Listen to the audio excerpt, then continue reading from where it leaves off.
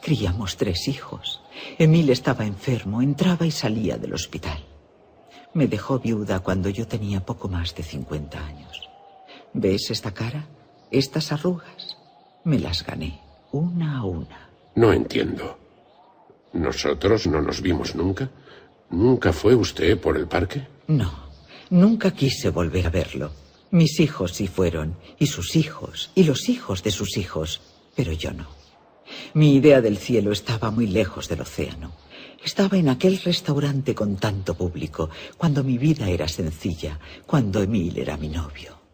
Eddie se frotó las sienes. Cuando respiraba, soltaba vapor.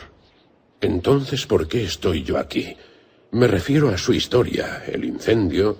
Todo eso pasó antes de que yo naciera. Las cosas que pasan antes de que uno nazca también tienen importancia en nuestras vidas, al igual que las personas que viven antes que nosotros. Todos los días pasamos por sitios que nunca habrían existido si no fuera por los que vivieron antes que nosotros. Los sitios donde trabajamos, en los que pasamos tanto tiempo. Muchas veces pensamos que empezaron cuando llegamos nosotros. Y eso no es cierto. De no haber nacido Emil, yo no habría tenido marido. Si no hubiera sido por nuestro matrimonio, nunca habría existido el parque. Si no hubiera existido el parque, tú no habrías terminado trabajando allí. Eddie se rascó la cabeza. Entonces, ¿usted está aquí para hablarme del trabajo? No, querido. Estoy aquí para decirte por qué murió tu padre.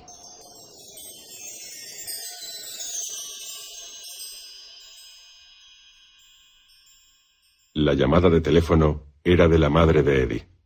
Su padre había sufrido un colapso aquella tarde en el extremo oeste de la pasarela, cerca del cohete infantil. Tenía mucha fiebre. Eddie, estoy asustada. Le contó que una noche, a principios de semana, cuando su padre había vuelto a casa al amanecer, estaba empapado. Tenía la ropa llena de arena y había perdido un zapato. Según ella, olía a mar.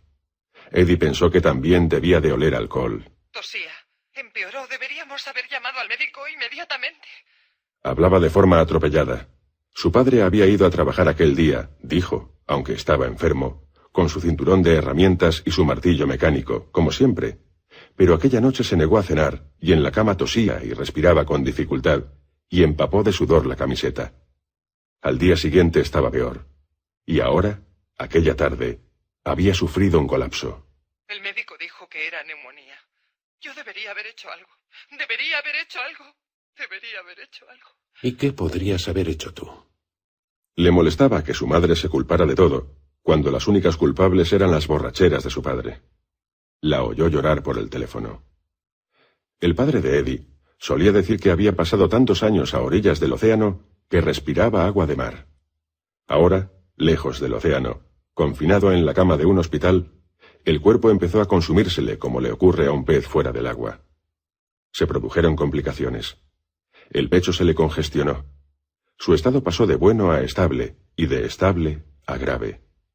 Los amigos pasaron de decir, estará en casa en un día, a estará en casa en una semana. En ausencia de su padre, Eddie ayudó en el parque. Iba a trabajar por las tardes después de dejar el taxi. Engrasaba los raíles y comprobaba los frenos y las palancas. Incluso reparó en el taller algunas piezas estropeadas de las atracciones. Lo que en realidad hacía era conservarle el puesto de trabajo a su padre. Los propietarios agradecieron sus esfuerzos y luego le pagaron la mitad de lo que ganaba su padre. Él le dio el dinero a su madre, que iba todos los días al hospital, y se quedaba a dormir allí la mayoría de las noches. Eddie y Marguerite le limpiaban el apartamento y le hacían la compra. Cuando Eddie era adolescente, si alguna vez se quejaba o parecía aburrido con el parque, su padre le decía, ¿qué pasa? ¿Esto no es bastante para ti? Y antes de que Eddie fuera a la guerra, cuando hablaba de casarse con Marguerite y hacerse ingeniero, su padre dijo, ¿qué pasa? ¿Esto no es bastante para ti? Y ahora, a pesar de todo, allí estaba, en el parque, haciendo el trabajo de su padre. Finalmente, una noche, empujado por su madre, Eddie fue al hospital. Entró lentamente en la habitación. Su padre, que durante años se había negado a hablar con él, ahora no tenía ni fuerzas para intentarlo. Miró a su hijo con los ojos entrecerrados. Eddie, Después de esforzarse por encontrar una frase que decir, hizo lo único que se le ocurrió hacer. Levantó las manos y le enseñó a su padre las puntas de los dedos manchadas de grasa. «No te preocupes, chico», le decían los demás trabajadores de mantenimiento. «Tu viejo saldrá adelante. Es el hijo de su madre más duro que hemos conocido nunca». Los padres raramente dejan que sus hijos se vayan. De modo que los hijos les dejan, se trasladan, se alejan. Lo que antes les solía definir, la aprobación de su madre, el asentimiento de su padre, queda sustituido ahora por sus propios logros. Hasta mucho más tarde, cuando la piel se arruga y el corazón se debilita, los hijos no entienden. Sus historias y todos sus logros se asientan sobre las historias de sus padres y madres, piedra sobre piedra, por debajo de las aguas de su vida. Cuando le dieron la noticia de que su padre había muerto, «Se fue», le dijo una enfermera como si hubiera salido a comprar leche. Eddie se sintió presa de una ira inútil, de ese tipo de ira que no lleva a ninguna parte. Como la mayoría de los hijos de obreros, Eddie se había imaginado una muerte heroica para su padre, que contrarrestara la vulgaridad de su vida. No había nada de heroico en que un borracho se quedara dormido en la playa. Al día siguiente fue al apartamento de sus padres. Entró en su dormitorio y abrió todos los cajones, como si dentro fuera a encontrar un trozo de su padre. Pasó por alto unas monedas, un alfiler de corbata, un botellín de brandy, cintas de goma, recibos de la luz, plumas y un encendedor con una sirena a un lado.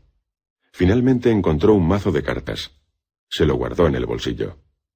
El entierro fue sencillo y breve. En las semanas que siguieron, la madre de Eddie estaba como ida. Le hablaba a su marido como si todavía estuviera allí. Le gritaba que bajara la radio. Preparaba comida para dos. Ahuecaba las almohadas de los dos lados de la cama, aunque solo se había dormido en uno de ellos. Una noche, Eddie vio platos amontonados en el mueble de la cocina. Deja que te ayude. No, tu padre los lavará después. Mamá, papá se ha ido. ¿A dónde se ha ido? Al día siguiente, Eddie fue a ver a su jefe y le dijo que se despedía. 15 días después, él y Marguerite se trasladaron al edificio donde se había criado Eddie, en la avenida Beechwood, apartamento 6B, donde el pasillo era muy estrecho y desde cuya ventana de la cocina se veía el carrusel. Allí Eddie aceptó un empleo que le permitía no perder de vista a su madre, un puesto que había desempeñado verano tras verano, el de operario de mantenimiento del Ruby Pier. Eddie nunca se lo dijo a nadie, incluida su mujer y su madre, pero maldecía a su padre por morirse y dejarle atrapado en la vida de la que había estado tratando de escapar. Una vida que, como oía decir riéndose al viejo en su tumba, aparentemente no era lo bastante para él. El cumpleaños de Eddie es hoy. Tiene 37 años. El desayuno se le está enfriando. ¿Ves el salero? Noel se levanta de la mesa masticando un trozo de salchicha, se inclina sobre la mesa de al lado y coge el salero. Ten. Feliz cumpleaños. Eddie sacude el salero con fuerza. Parece que resulta difícil que haya sal en las mesas. ¿Es que tú eres el encargado? Eddie se encoge de hombros. La mañana es ya cálida y la humedad sofocante. Su rutina es esta. Desayuno, una vez por semana, sábados por la mañana, antes de que el parque enloquezca. Noel tiene una tintorería, y Eddie le ayudó a conseguir la contrata para la limpieza de los uniformes de mantenimiento del Ruby Pier. ¿Qué opinas de este tipo tan guapo? Noel tiene un ejemplar de la revista Life abierto y le muestra la foto de un joven candidato político. ¿Cómo puede presentarse a presidente este tipo? Es un niño. Es más o menos de nuestra edad. ¿Bromeas? Yo creía que para ser presidente había que ser mayor. Nosotros somos mayores. Oye, ¿te enteraste de lo que pasó en Brighton? Eddie asiente con la cabeza. Da un sorbo a su café. Se ha enterado.